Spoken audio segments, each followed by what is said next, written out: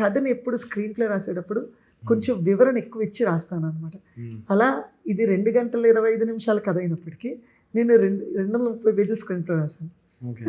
ఎందుకంటే డీటెయిల్డ్గా short divisions కూడా మ్యాక్సిమం పార్ట్ చేసి రాశాను అనమాట. అలా సినిమా తీయడం జరిగింది.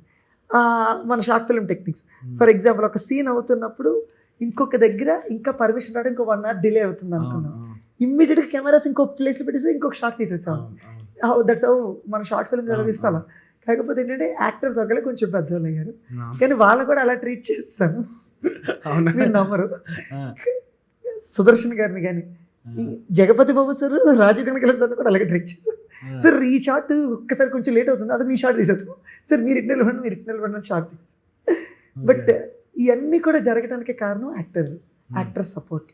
వాళ్ళు ఓకే నేను షార్ట్ ఫిల్మ్ చేసి వచ్చాను, షార్ట్ ఫిల్మ్ లాగే ట్రీట్ చేస్తున్నాడు అని వాళ్ళు ఎప్పుడు అనుకోలేదు బ్రో. వాళ్ళు ఏంటంటే కథని నమ్మారు, నేను చేస్తున్న దర్శకత్వాన్ని నమ్మారు. అది బిలీవ్ చేసి వాళ్ళు నాకు ఫుల్ కోఆపరేషన్ ఇవ్వడం జరిగింది.